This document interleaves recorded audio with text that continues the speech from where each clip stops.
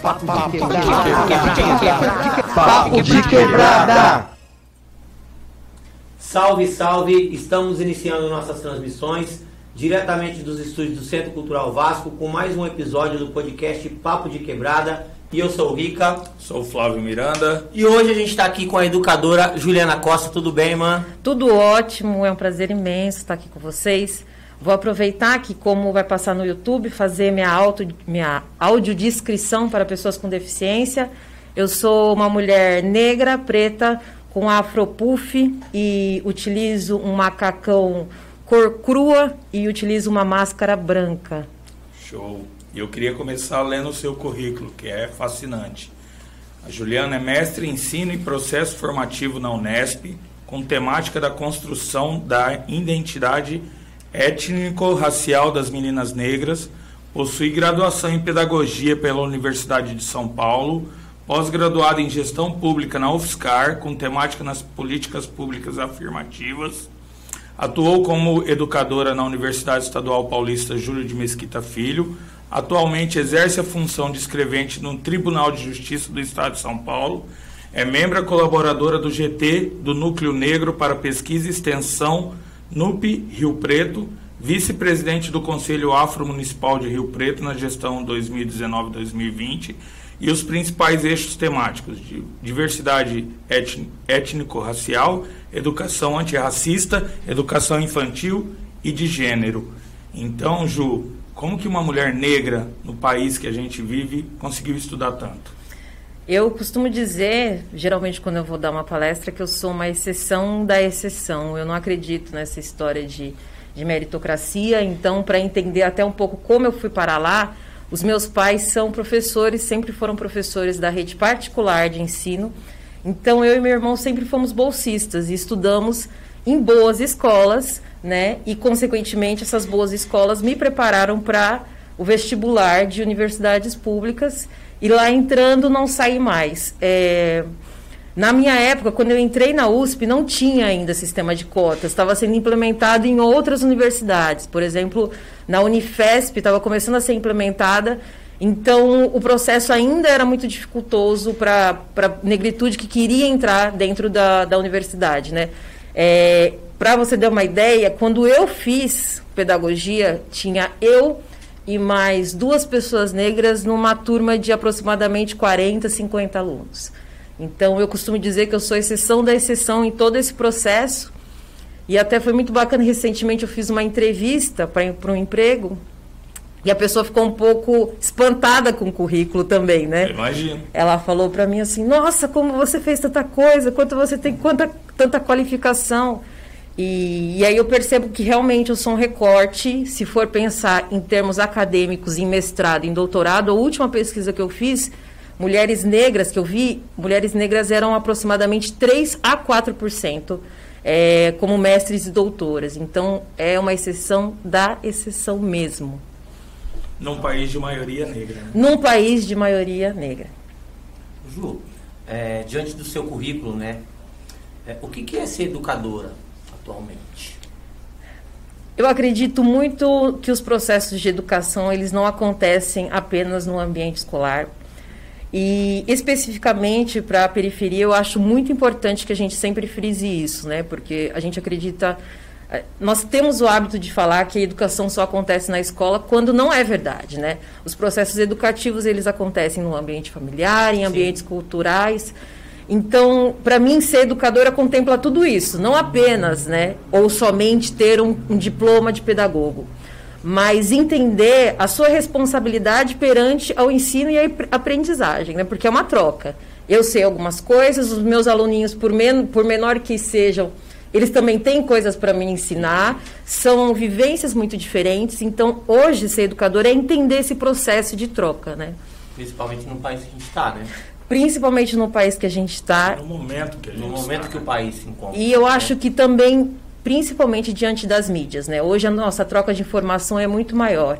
Então, muitas vezes os alunos, os educandos, eles já chegam na sala com uma bagagem que você não tem. Uhum. Então, se você não compreende esse processo de educação, com crianças, com adolescentes, com adultos, esse processo de educação que nós estamos fazendo hoje aqui, não é possível fazer educação. Entendi. E qual a diferença de uma educação que seja antirracista, Ju? Agora eu acho que cada vez fica mais explícito, né, essa vontade de tentar fazer essa educação que preze por ação, né? Uma educação antirracista, ela não é uma educação passiva, que tudo aceita. Uma educação antirracista, ela tenta formar pessoas que sejam capazes de reagir às situações racistas, né? Eu sou capaz de verificar que aquela situação é racista e promover alguma ação para consertar, para reverter ela, né? E você acha isso possível entre a branquitude? Eu preciso acreditar que isso é possível, né? Isso também não seria a exceção da exceção, Ju? Às vezes o pessoal fala... Bom, eu oscilo, né? Alguns falam que eu sou muito radical, outros falam que talvez em alguns momentos eu seja muito branda, mas eu preciso, como educadora, acreditar nesse processo de troca em que as pessoas sejam capazes de ouvir. Eu acho que não só com relação ao racismo, mas com relação a todas as discriminações. Agora que estava passando a Paralimpíada, eu fiquei alguns dias assistindo, né? E tive ciência da quantidade de coisas que eu ainda não sei, né? Só que a partir do momento que eu sou capaz de ouvir e de saber que eu não sei, eu consigo fazer esse processo. E com as ações antirracistas é a mesma coisa. Ninguém precisa saber tudo, mas você tem que ser capaz de ouvir e de entender, principalmente quando vem um relato de opressão e que esse relato vem diretamente do oprimido. Então, se eu sou capaz de ouvir e me sensibilizar dessa situação, eu sou capaz de também fazer transformações. Eu gosto de pensar que ouvir, além de ser um ato de humildade, é um ato de coragem. É um ato de coragem reconhecer que não sabe. Que não aprendizado, né? Sim. É aprendizado. Quando falam que você é muito radical, em que sentido? Eu lembro de eu fui... Vai terminar agora, né, a gestão do Conselho Afro, mas eu conto essa história para todo mundo, que eu lembro que eu e o presidente estávamos numa reunião... Foi esse fim de semana. Isso. Eu e o presidente estávamos numa reunião e nessa reunião as pessoas resolveram colocar, né, referenciar. Então eu fui referenciada como Malcolm X e ele como Martin Luther King. Por conta do meu diálogo, né, da minha forma, eu acho que algumas coisas, ao mesmo tempo que eu acho que existe esse processo de aprendizagem, algumas coisas a gente não pode mais tolerar, né? Às vezes eu converso com algumas pessoas e falo, mas na época dela era assim. Na época dela era assim, ela não é uma árvore, ela consegue aprender e consegue mudar, né? Então, quanto a isso, eu não tenho muita tolerância de pessoas que não saibam ou que não queiram fazer esse processo, né? Racismo é um crime. Sim. Então não tem o que eu ficar discutindo se a pessoa tem ou não o direito de expressar o racismo dela. Ela não tem o direito de expressar o racismo dela. Então, nesse ponto, dizem que eu sou um pouco radical. Eu acho que nesse ponto tem que ser, né? Em vários outros. Eu também acho, mas eu acho nesse processo também eu gosto muito de referenciar ele, porque apesar da gente querer chegar os dois no mesmo lugar, a forma de lutar era muito diferente. Então, eu acho que a gente precisa entender que o racismo não é aceitável, mas também ele me mostrou dessas possibilidades de como a gente pode falar algumas coisas e pontuar em quais ambientes, né? Então, eu acho que essa facilidade de diálogo entre as partes, que é importante. E você acha que através da educação, principalmente entre crianças e adolescentes, a gente consegue tornar isso mais fácil? Eu não acho, é quase uma certeza, né? Durante todo o tempo que eu tive com crianças na educação infantil, eu percebia como elas começaram a criar, e geralmente, né, durante todo esse processo educacional, eu sempre trabalhei com crianças, em sua maioria brancas. Mas eu percebi que elas começaram a criar referências positivas de uma pessoa negra me tendo como educadora. Então as crianças apareciam lá com bonecas, né, negras, e as bonecas negras recebiam o meu nome, porque elas me tinham como referência, né? Então eu acredito muito nesse processo. Às vezes as pessoas dizem, a criança não nasce racista. E aí eu falo assim, sim, a criança não nasce racista, mas ela é colocada num ambiente que constantemente mostra para ela onde é o lugar de cada pessoa. Onde é o lugar da mulher, onde é o lugar do homem, onde é o lugar do negro, onde é o lugar da branquitude. E tudo isso ela está lendo, através de propaganda, através das funções que as pessoas exercem. Então não adianta você achar que a criança está alheia ao mundo que ela vive. Ela não está. Ela simplesmente está absorvendo tudo aquilo, e a partir do momento que eu coloco no ambiente, por exemplo, educacional, uma outra visão, uma outra perspectiva, ela também vai absorver. Quando eu dou para ela bonecas negras para ela brincar, ela vai absorver aquilo, né? Assim como quando dentro de uma sala de aula nós já fizemos muitas interferências com adolescentes, em que em alguns momentos surgiam piadas racistas e eu parava na hora. E aí eu perguntava para eles, do que vocês estão rindo? Que eu não estou entendendo do que vocês estão rindo. Isso é racismo. Então, assim, e eles paravam para ouvir, né? E para repensar as atitudes deles. E eu acho que exatamente através desse processo educacional que nós vamos reverter a situação que atualmente nós nos encontramos. E qual é a importância desses processos para a sociedade? Eu acho que não só para as crianças e para os adolescentes, mas para os adultos, né? Quando a gente fala sobre racismo, ou sobre questões de gênero, ou sobre as questões raciais, hoje a gente não pode negar a quantidade de informação que nós temos, né? A facilidade que nós temos de ter informação. Então, acesso, né? Sim. Então, da mesma forma que eu posso me dispor a dialogar sobre essas questões, a pessoa também pode se dispor a, por exemplo, entrar no Google e achar referências que sejam adequadas com relação à temática. Se ela está interessada, né, nesse combate a todas essas discriminações, ela vai se colocar à disposição no sentido de buscar, de pesquisar, né? E na dúvida, pergunte, né? E na dúvida, pergunte. Eu falo que não, a mim não soa como ofensivo quando alguém me pergunta qualquer coisa que seja com relação às questões étnico-raciais, desde que a pessoa queira aprender, né? Existe diferença entre a educação nas periferias e a educação nas classes altas em relação a isso tudo que a gente está falando? É muito bacana que recentemente não, nós já faz uns 2 anos mais ou menos que eu comecei a conviver, eu não digo que eu comecei a viver, mas eu comecei a conviver na favela da Vila Itália, atual Favela Marte, né? E foi muito importante eu entender como aconteciam esses processos e como é o importante o ambiente escolar, né, dentro desses espaços, no sentido de empoderar, de valorizar a cultura que ali é produzida, de valorizar a história que ali foi feita, né?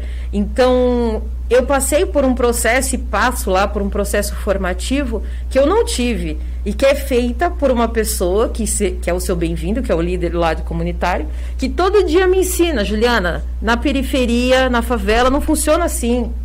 Juliana, não é por esse lugar que você... São outros métodos, são outros espaços, e a forma de atuar e de estar lá é diferente. Então, eu penso nesses processos educativos, tanto formais quanto informais, e até mesmo na valorização da escola, né?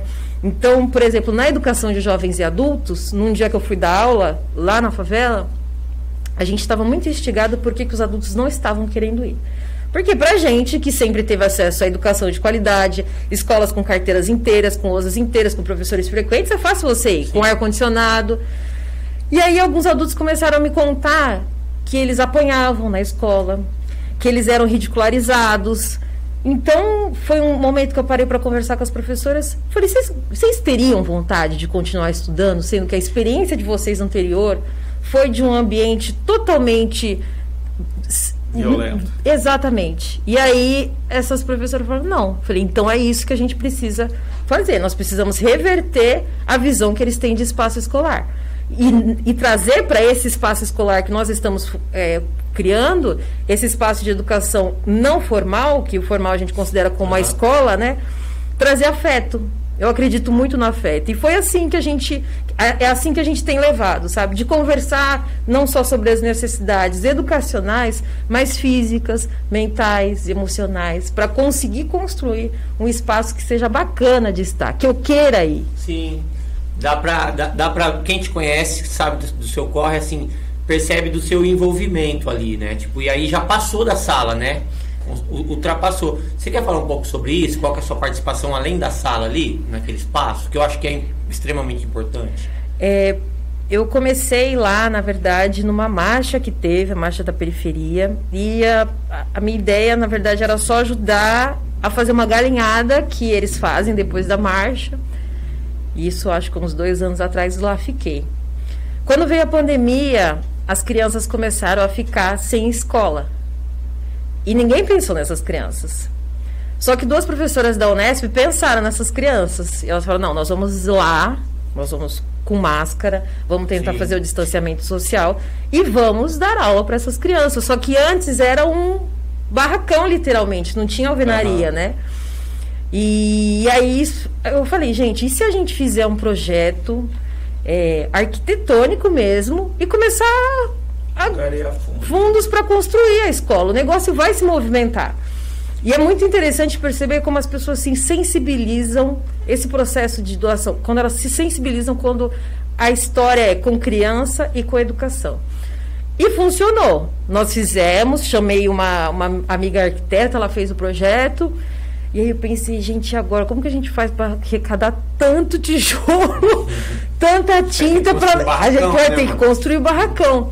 E eu lembro que na época o seu Bem-vindo falou para mim, Juliana, não funciona, assim não vai funcionar aqui, porque é uma ocupação, do mesmo jeito que hoje a gente está, amanhã pode vir alguém e demolir tudo. E aí eu falei, se demolir tudo, a gente constrói de novo. Mas eu vou fazer na hora que o senhor falar que pode fazer. E aí fizemos esse processo. E aí, a partir daí, eu saí um pouco da escola, né?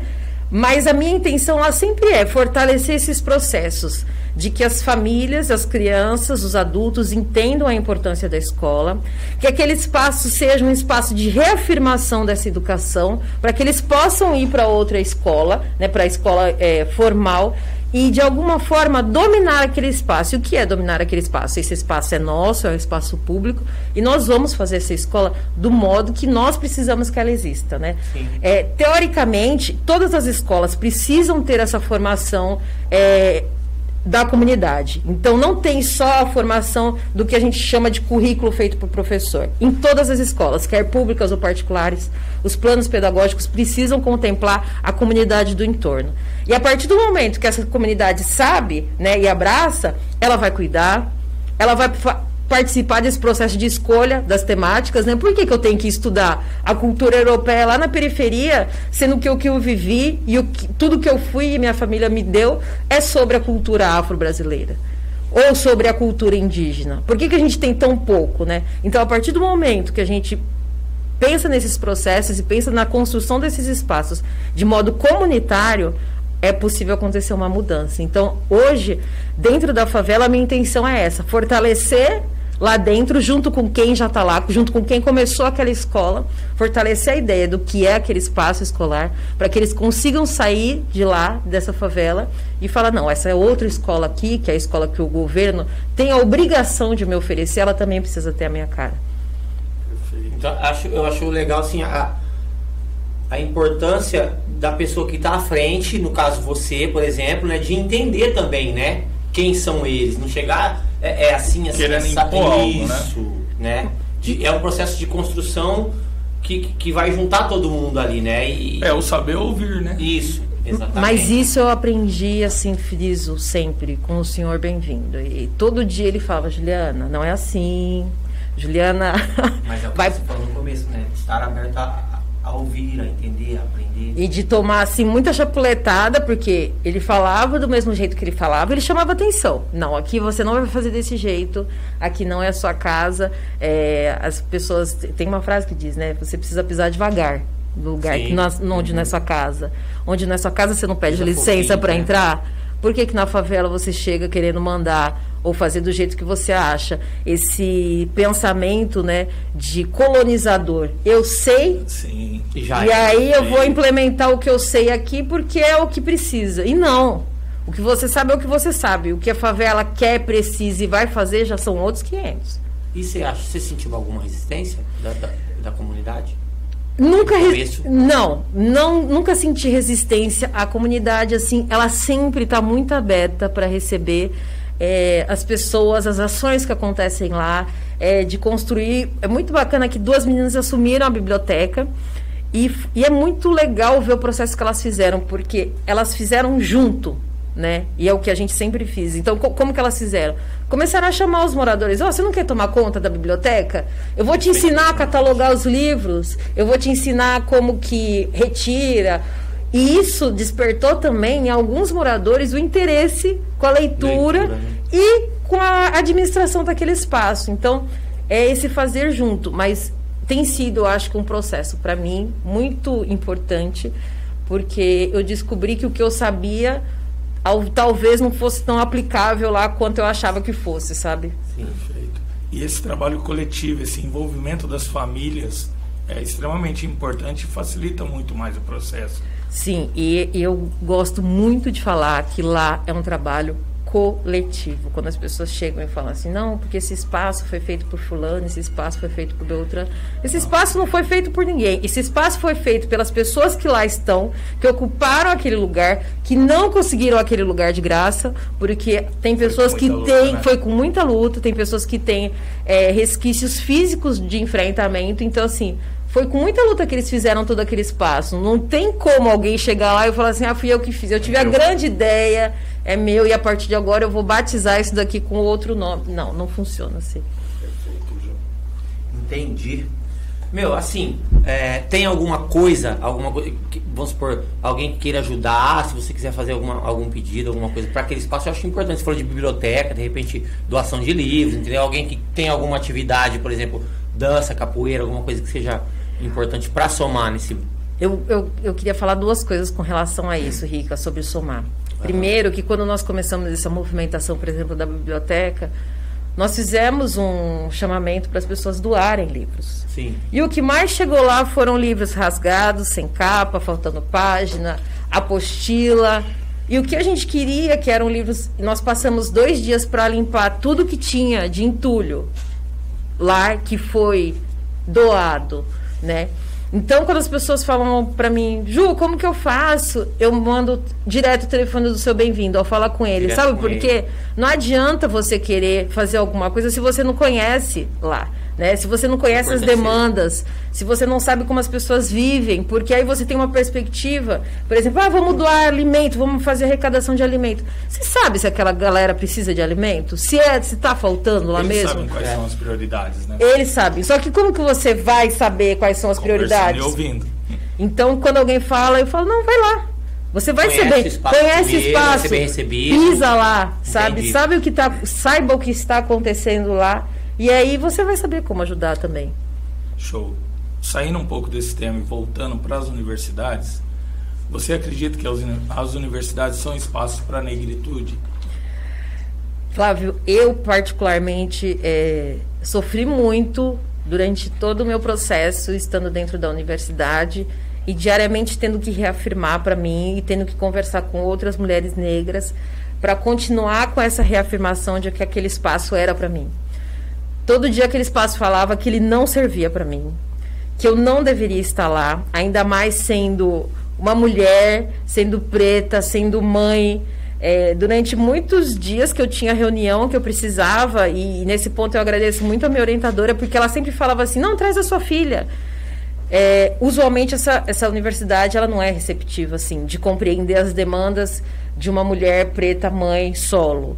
Então, para mim foi muito difícil, como é para muitos adolescentes estar na universidade e não se ver que as perspectivas do que a gente pensa em pesquisar ou como a metodologia que nós pensamos em utilizar dentro desse campo muitas vezes é negada, né? Com a desculpa de que, olha, aqui vai ter um viés talvez político e aí é melhor você não fazer desse jeito.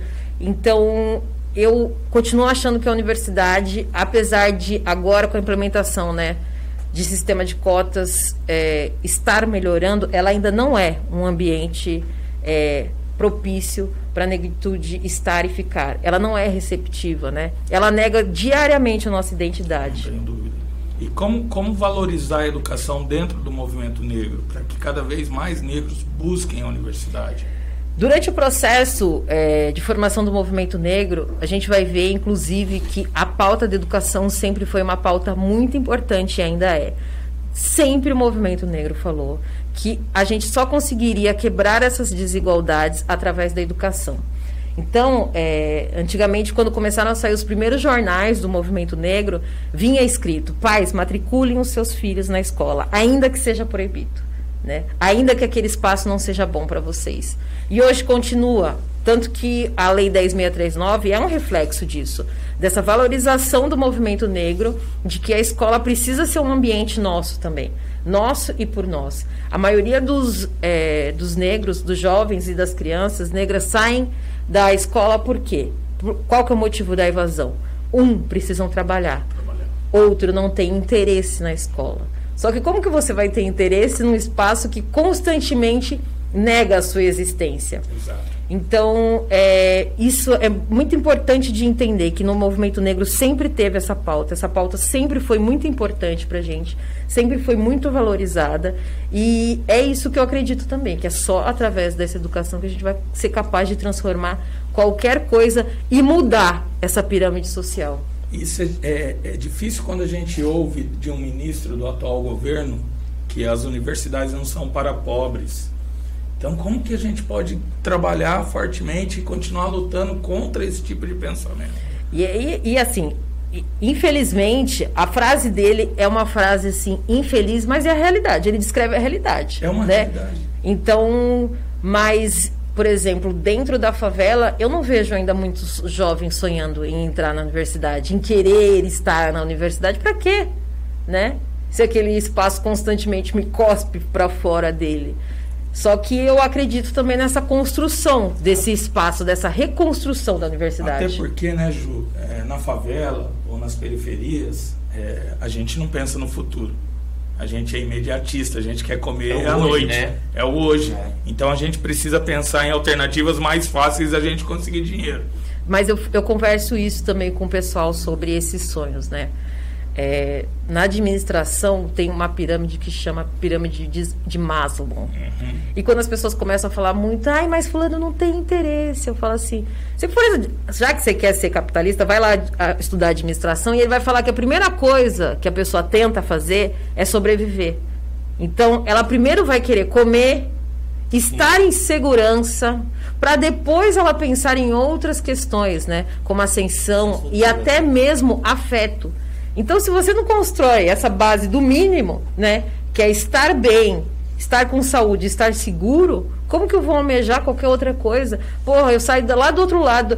E na época eu estudava do outro lado, porque a minha mãe morava na Zona Sul, e eu ia para a universidade, ia trabalhar e depois ia para a universidade. Como que você vai querer, no final do dia, depois de ter trabalhado pesado, sentar mais 5, 8 horas na cadeira para escutar um professor falar sobre coisas e práticas que não falam a respeito com você e que não dialogam com a sua realidade? Exato.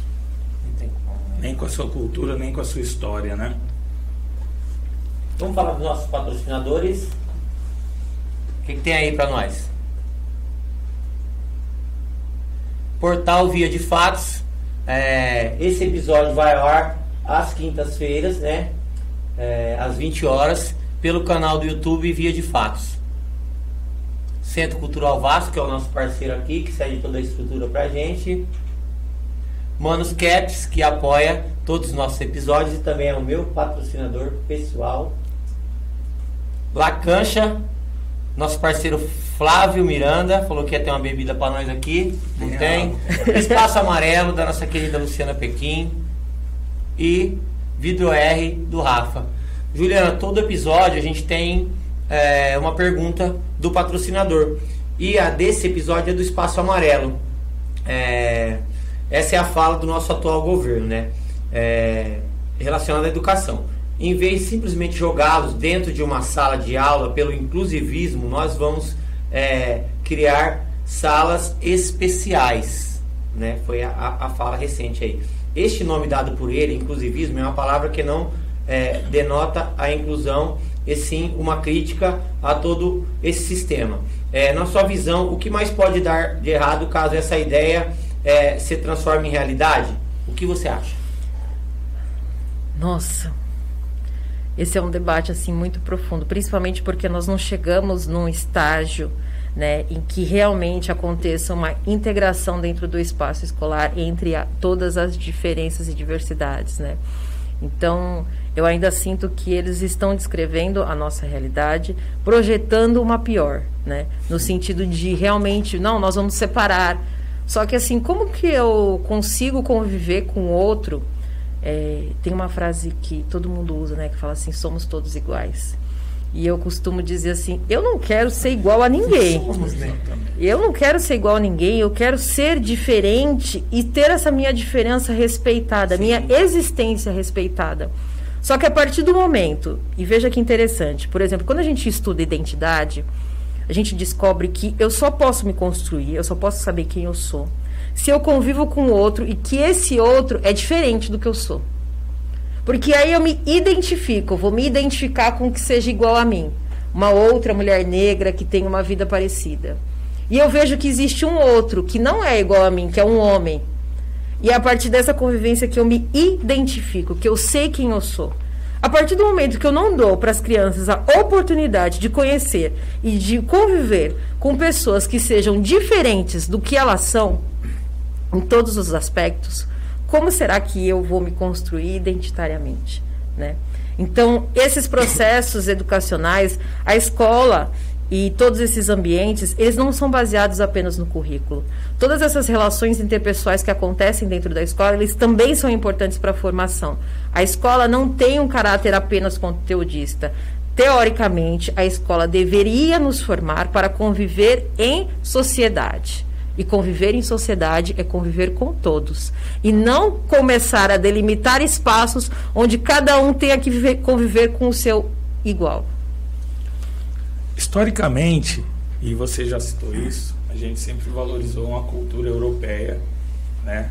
Deixando sempre de lado uma cultura afro, que é a nossa imensa maioria, e dos povos originários também do nosso continente, né? Inclusive trocando o nome do continente, que existiam outros nomes. Como que a gente... É só através da educação que a gente muda isso, né, Ju? Até porque, pegando um gancho que eu acho uma coisa interessante, a mitologia nórdica e europeia sempre foi retratada com heroísmo, como deuses, e a cultura ou a mitologia africana sempre foi retratada de uma maneira ruim, pesada, errada. Como você vê isso? Como mudar isso? É sempre através da educação, a gente sempre vai bater nessa tecla. Eu acho que tem assim várias questões que a gente precisa rever na sociedade. Primeiro, como que nós colocamos a cultura indígena e a cultura afro-brasileira nesse lugar? Nós colocamos essas culturas a partir da animalização, né? Então, eles olharam para o negro, olharam para o indígena e acharam uma desculpa, através do conceito de raça, de que de alguma forma aquelas pessoas eram inferiores, não tinha alma, não tinha intelecto, não eram capazes de produzir nada cientificamente. Então, por exemplo, quando a gente fala sobre apropriação cultural e nós reivindicamos o direito a reconhecer o que nós produzimos cientificamente, nós estamos falando, se você conseguir reconhecer o quanto que a cultura africana e o quanto que a cultura indígena produziu, vocês vão conseguir tirar o que vocês colocaram em nós, que é essa situação de que somos animais incapazes de produzir algo, quer seja cientificamente, quer seja culturalmente.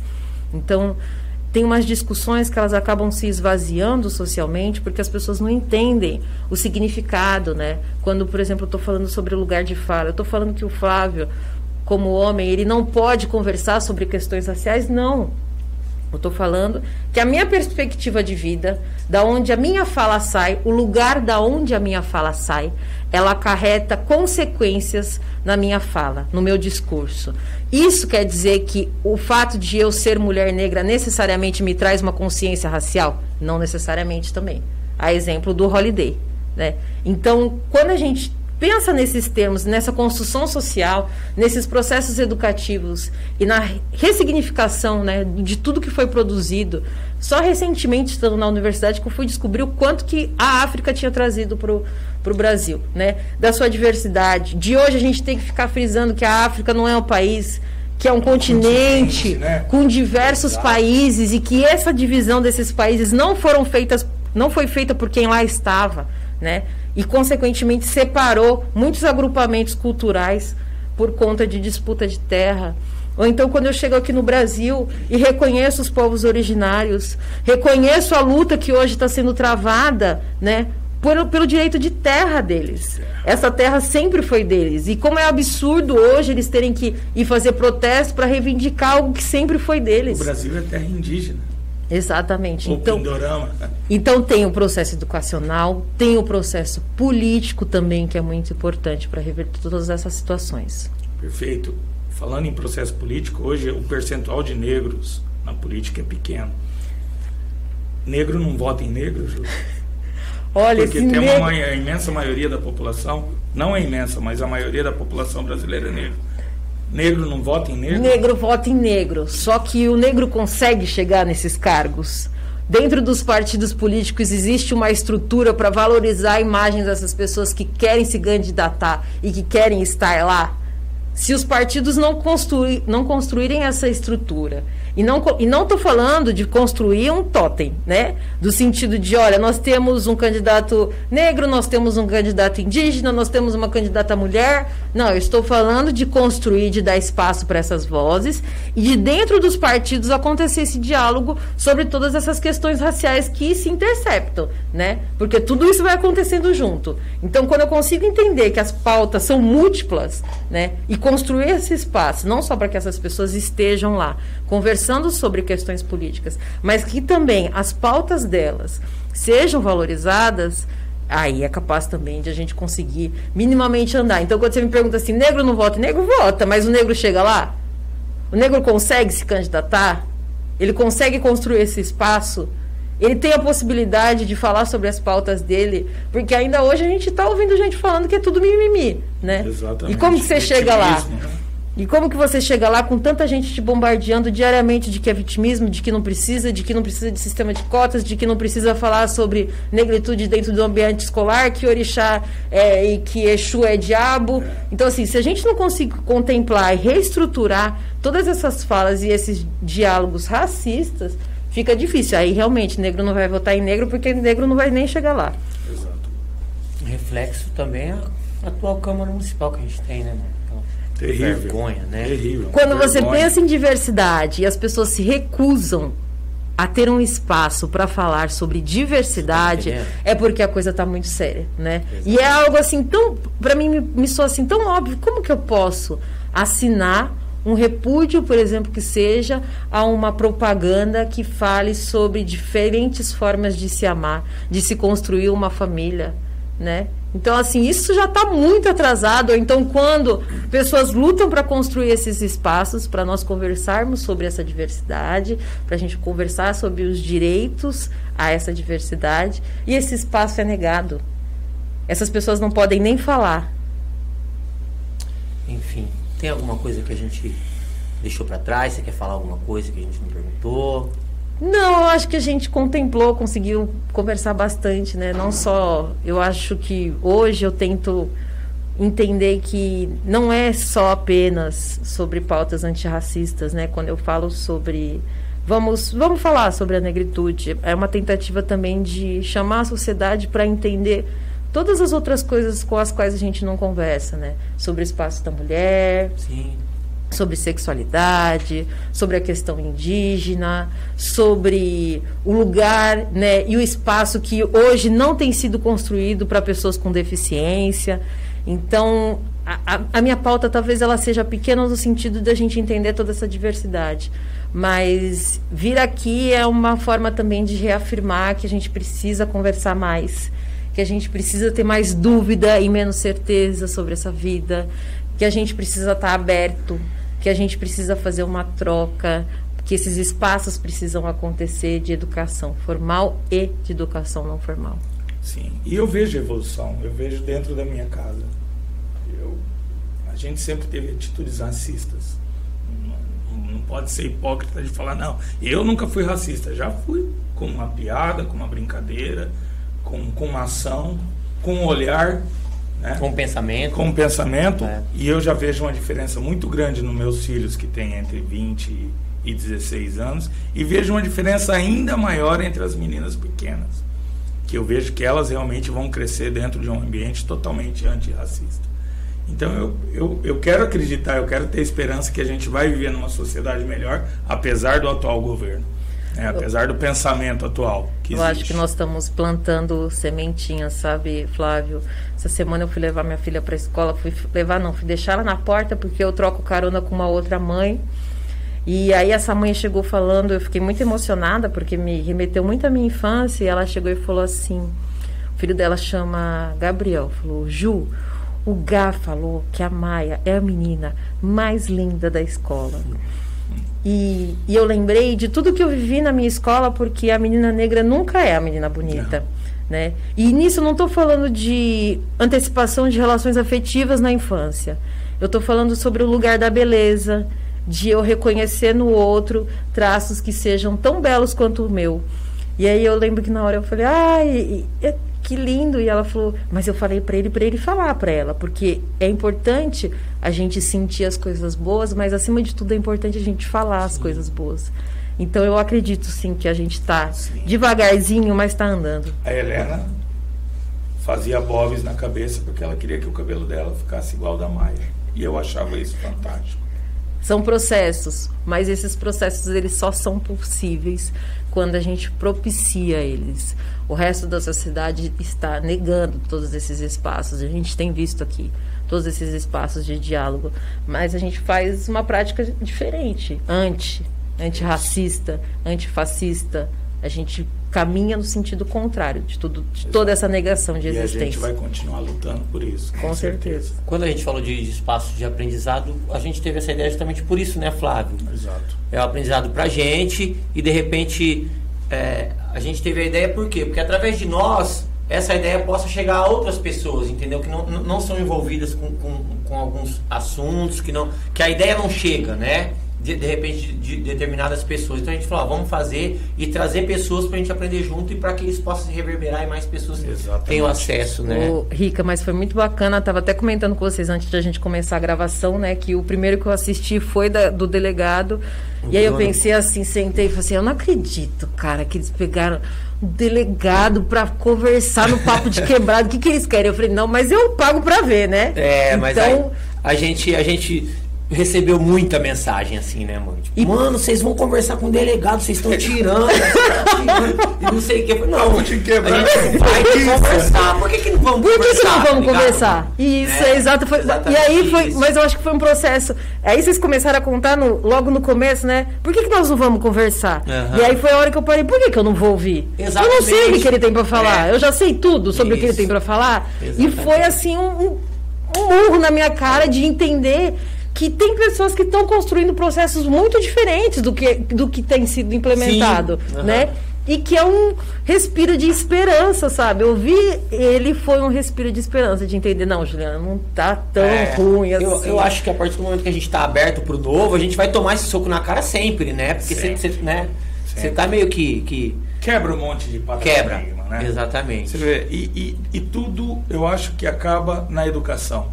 Porque no segundo episódio a gente falou muito sobre educação, para não ter o preconceito contra o Murilo, foi com o Murilo, né? Com o Murilo. Verdade. Então a gente falou muito sobre acolhimento, sobre amor, sobre respeito, sobre entender, né? Sobre perguntar, né? No terceiro, né, episódio também com a Josiane, com a Josi também a gente falou isso e no quarto também, que foi com Matheus da Fundação Casa, a gente falou muito sobre educação. Verdade. Muito sobre educação, né? Acho que tudo ligado. Sobre a maioria de negros dentro dessas fundações, né? E educação. E aqui a gente está falando sobre educação. Então, com isso só a gente reafirma que é através da educação que a gente vai conseguir uma melhoria. Eu falo que os livros para punir, eles são muito maiores que os livros para educar. Educar dá muito menos trabalho, né? E pensando na perspectiva principalmente da população negra, que é a maior parte da população carcerária, a gente precisa pensar nesses espaços, a gente precisa entender como eles acontecem, por isso que também eu quis ouvir o que ele tinha a dizer, porque isso me fere diretamente, né? A gente sabe que a população negra, quando, por exemplo, ela entra para ser julgada, ela recebe penas maiores. Então, se a gente não entender toda essa cadeia, por que não ensinou, como está punindo, por que está punindo. Teoricamente, nós deveríamos ter uma justiça restaurativa, em que eu entro dentro daquele ambiente, acontece uma reeducação e eu retorno para a sociedade. Não é isso que tem acontecido. Eu vou para lá, para dentro, fico lá isolado, sofro todo tipo de violência e falta de direito humano e volto para a sociedade, e a sociedade espera que eu seja mais justo do que quando eu entrei. E quando a gente pensa que nós só somos capazes de pensar na punição, ele roubou, ele merece estar lá para ser punido e não para ser reeducado. Ou então para entender por que ele está lá, por que ele fez aquilo, por que ele cometeu o crime. A sociedade já te recebe com todos os preconceitos possíveis, né? A partir do momento que você ganha liberdade, né? Ô Ju, e mesmo com tudo isso, a gente pega atletas que o maior jogador de futebol do mundo é negro, o maior corredor da história é negro, e aí a gente pega musicalmente, então nem se fala, porque todas as referências musicais, para mim, são negras. Então, mesmo com tudo isso, o negro ainda consegue uma posição de destaque muito grande, seja no esporte, seja na cultura, seja nas artes. Só que eu vou falar, viu, Flávio? Eu tô numa fase, antes eu pensava assim também, sabe? No sentido de que, mesmo com tudo isso, a gente está conseguindo. Eu não quero mesmo com tudo isso. Exato. Eu quero ter uma vida tranquila, eu quero concorrer de igual para igual, eu não quero ter que sair preocupado se meu filho vai voltar vivo ou morto, eu não quero estar preocupada se a minha filha dentro do ambiente escolar está sofrendo algum tipo de violência por ela ser uma menina negra. Eu não quero mesmo com tudo isso. Eu quero conseguir produzir com paz, com serenidade, ter investimento na ciência, ter investimento no esporte, ter investimento na cultura, entender esses espaços, sabe? A gente não tem que ficar sobrevivendo, né? A gente não está aqui para sobreviver, a gente está aqui para viver. Né? Ju, sensacional. Muito obrigado, de verdade. É sempre muito bom te ouvir, de verdade mesmo. Eu agradeço imensamente a oportunidade, a possibilidade de vocês terem me chamado para conversar sobre tantas coisas que interceptam a nossa vida, pela possibilidade de poder ouvir essas diferentes pessoas que vocês estão escolhendo e que eu sinto que vocês estão escolhendo a dedo, e que outras pessoas consigam ouvir esse papo de quebrada. Muito obrigado, então. Então, o nosso episódio vai ao ar quinta-feira, às 8 horas, no YouTube, pelo canal Via de Fatos. Tamo junto, fiquem ligados. Obrigado, irmã. Obrigada. Valeu, Ju. Beijos.